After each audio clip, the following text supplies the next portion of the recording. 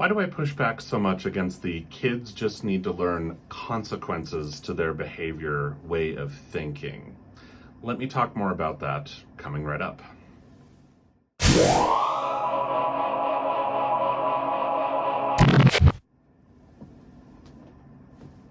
Hi, this is Dr. Brett Pearce, child psychologist, coming at you with a video on the subject of kids just needing to learn consequences, or maybe the kind of traditional parenting attitude that focuses on punishments with the idea that kids basically just need to learn that their behavior has consequences and therefore they will kind of learn and grow from that. Because we had a commenter who respectfully and assertively, which I very much appreciate, but posted a kind of a frustrated comment on a video I did about disruptive mood dysregulation disorder, basically saying all this is great, but you know what? I think you're full of it, Dr. Pearce, and my kid just needs to learn consequences from their behavior. And why are we worried about all this kind of nicey, let's provide all these behavioral supports things.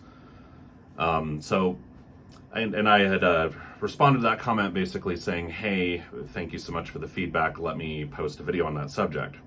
So let's talk more about basically an emphasis on punishment or consequences.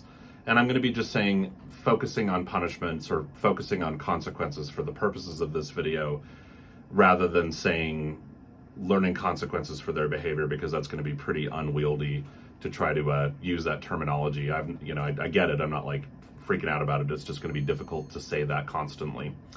So whenever we're sitting down and we're thinking about a kid who's struggling and how can we help deal with that kiddo's behavior, very commonly I see, broadly speaking, two different approaches that people take. One typically works out okay. It takes a lot of dedication and effort. The other one doesn't seem to work out okay. And I wouldn't describe it as easier per se, but I mean, because it can result in a lot of frustration and pain for everyone involved, and usually not a lot of good behavioral change. And those two attitudes are as follow, those two approaches. Approach number one is what I'm going to gently describe as a kind of moralistic or sort of judicial attitude about kids that basically says, well, more or less what we need to do is to punish and or reward, and the way that we're framing those punishments and rewards more or less is in this kind of judicial manner, or from this perspective of like, well, it's going to build character. And I don't mean to make fun of those things per se, although I'm sure there's a little bit of something coming out in my voice which indicates that I don't necessarily agree with those things, and I haven't really seen that go well, but I don't mean any disrespect. That's one attitude, and we could maybe call that traditional. And again, I don't mean traditional in a bad way. I'm a kind of an edgy alternative type, which doesn't necessarily, I think, come across as clearly, although maybe it's starting to from these videos. But the bottom line is we could more or less, in a quick sense, call this traditional parenting attitudes or methods, with no intent to knock the word traditional. Then the second approach that we could maybe talk about is an approach that focuses primarily on cultivating positive relationships, and even more than that, I would describe it as a focus on what actually tends to help improve kids' behavior, and in a way that I would describe as what technically works. So one of the key differences that I see between these two approaches is that one approach, the first approach, traditional parenting, tends to be less concerned about actual outcomes with kids' behavior, meaning, is the kids' behavior actually improving? And again, I don't mean to say that because folks who adopt that attitude don't care about outcomes. They deeply care about outcomes. But there's also an element of being concerned that there's something more important than the outcome of the kid's behavior, and that's some kind of what I might describe as kind of an enculturation into a particular thing. And there is nothing wrong with bringing kids up with values and ideas and things like that. I mean, what else are you supposed to do when you're raising a kid? But there's a way in which outcomes aren't quite as important as something else. Like there's a sense of, well, but even if the behavior is not changing for the better, I still have to continue to use rewards and punishments, and because my kid has to learn that their behavior has consequences. And where I run into trouble with that is, I personally, as a psychologist, when I'm working with kids and with parents, I am first and foremost interested in producing results for the kiddo and for the parent. It doesn't mean that I'm interested in producing those results at any price, of course, but in general, that's my focus. So the second kind of attitude, what we're going to describe as maybe new style or kind of alternative, I guess. I don't know quite the word, but we'll call it sort of new style, just to keep within the framework of traditional versus more new, or whatever we want to say. New style parenting tends to focus on things like cultivating positive relationships, empowering kiddos, and tends to focus on kind of more like mental health and psychology informed scholarship and practice that tends to connect with outcomes, like what actually changes behavior. And again, it is not my intention to sort of say, therefore, new style is awesome and traditional is not, in so many words. Certainly, folks who fall in new style camps and would describe themselves that way are prone to finding themselves in frustrating and unproductive, and even sometimes, not so great patterns with their kids. And I also, again, completely am not intending to say that traditional parenting attitudes are just sort of bad or something like that. Folks in that camp can absolutely are very frequently, very concerned about outcome, and certainly want the best for their kids, and that's true all around. So one of the issues that I have with an emphasis on punishments and even rewards too much is that the bottom line is that punishments don't really help change behavior. Punishments don't, in the research, and a lot of people will kind of poo-poo like, oh, all that's just a bunch of stuffy academic stuff. And in some cases, maybe it's kind of divorced from real life, but bottom line is that there really isn't grounds much of anywhere to indicate that punishments are that helpful for producing positive behavioral change. But they do very reliably hurt and upset people. They make people angry, including kids. They also tend to be associated with negative outcomes for kids, meaning we have tried in research to even differentiate what most people would describe as overboard, kind of harsh punishments versus punishments that are considered more appropriate when kids misbehave. And we don't seem to find that kids do better with appropriate punishments. They tend to do worse behaviorally. So sometimes I think it's important for us to just have a real discussion with ourselves in life, whether you're talking about whatever. Parenting, your financial life, your physical fitness, your marriage, your job, whatever. It's important to be able to have frank discussions with yourself about what results you are really producing and why that is.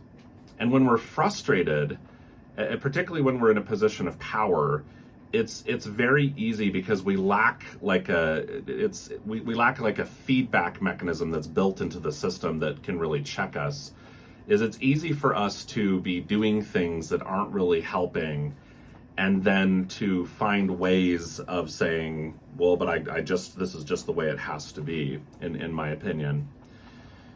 So punishments don't work I've never seen them work in any significant or real or grand or broad way. I've certainly been in circumstances where I have helped design kind of interventions and things that would technically be described as consequences that we'll use in circumstances where we kind of have to, because we're setting limits for safety and health and just kind of reasonable standards of how life needs to work. But in general, we learn new things. We change, which is to say, we change our behavior for the better, as it were, by receiving corrective feedback. And by corrective, I don't mean we got punished. I mean we got coached and supported and guided and taught in an emotionally safe circumstance. That's how we learn new behavior. And you know, what I would encourage everyone to do is just to reflect on the last time they were learning something, anything you can think of. Could be something really emotionally charged, which makes things even more difficult and complicated, or it could have been something not particularly emotionally charged, but just kind of challenging. One thing I like to say a lot when I'm talking about this example is the fact that I incidentally, although I haven't done it in a couple years, know how to make kimchi. I'm also kind of a cook. I'm a cooking nerd. So I know how to make kimchi, and if for some reason it was just really important for people to learn how to make kimchi, and I was the one who was in charge, and I was teaching them, and I had a lot of power and authority over people in my, charge, I guess, I could punish them all I want, and all it would do is make them scared of me. It would make them resent me. It would upset them. It wouldn't teach them how to make kimchi. It just wouldn't. There's no way it could. The way that they would learn is by me telling them about it, by me explaining it to them, by me showing them how to do it, and then me helping to guide them through troubleshooting issues if they're struggling, giving them corrective feedback in the moment.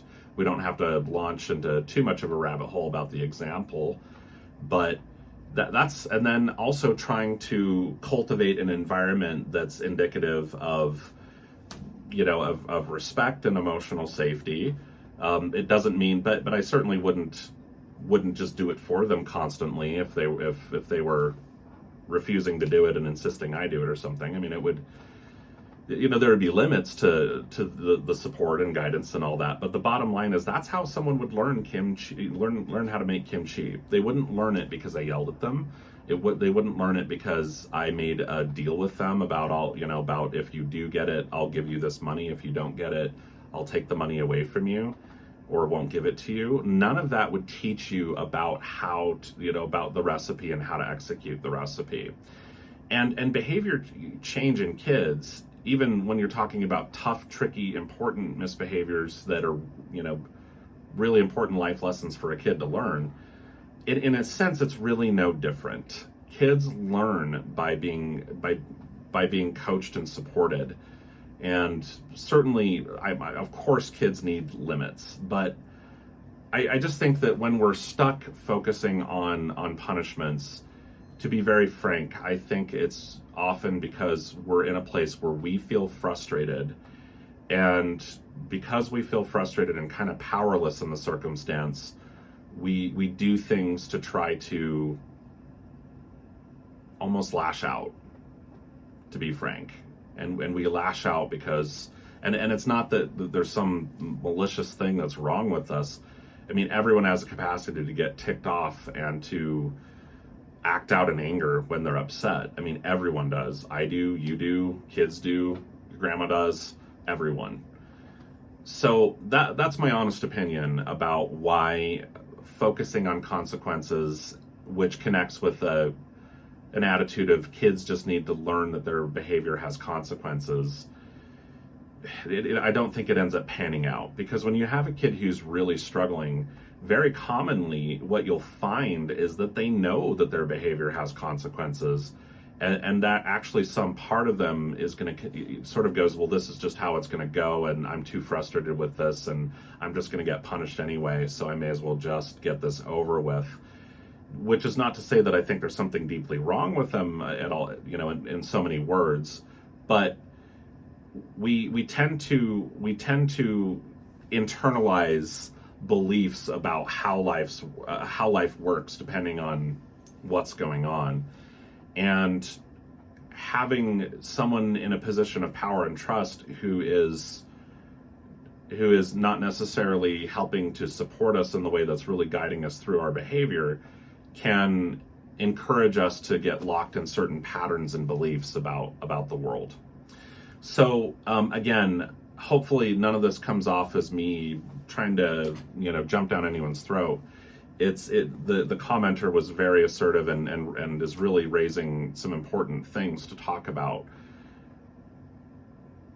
I just think that it's really important to think through what's really effective, and consequences just aren't.